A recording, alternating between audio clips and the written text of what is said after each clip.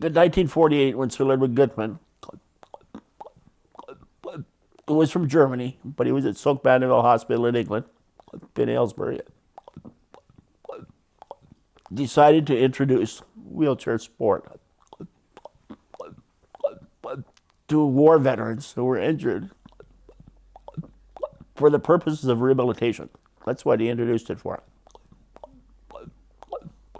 And because rehabilitation is normally drudgery, hard work, sport made it fun. And so it then became, instead of just rehabilitation, well, let's have a friendly competition of archery or fencing.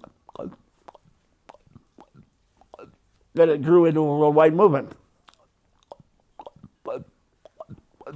which in the early days would be just sort of friendly competition, but then it became serious competition.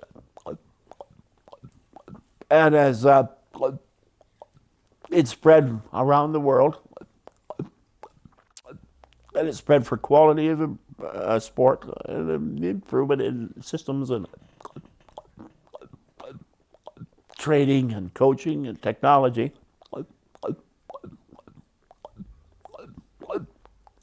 Then eventually began to change things. And so when wheelchair sport came to Canada, the Wheelchair Sport Association in Canada was created in 1967. And when they had their national competitions, they used to move them from city to city, university to university. Well, at the time, airline policy would only allow you to take two wheelchairs on a plane at the same time.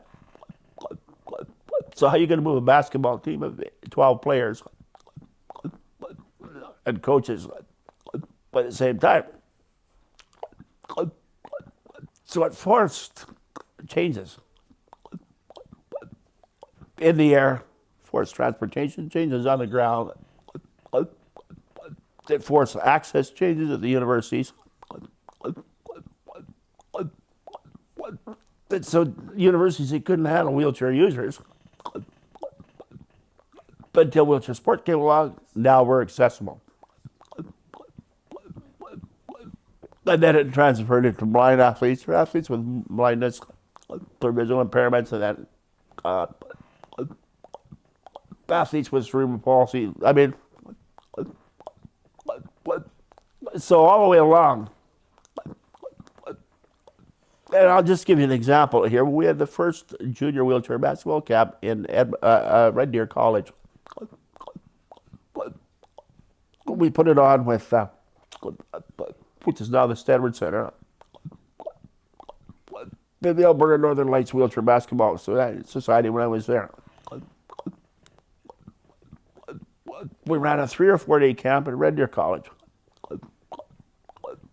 We had some kids from Ontario and some kids from here, elsewhere. And these were kids that had no opportunity for physical activity in their schools, because physical activity is an activity that disabled kids were exempted from. They had a terrific experience at Red Deer College that few days. And some parents were really concerned about their kids being exposed to risk, but others were happy. But when these kids went back into the school and said, why can't we do this? Why can't we use the gym for basketball? Why can't we do that?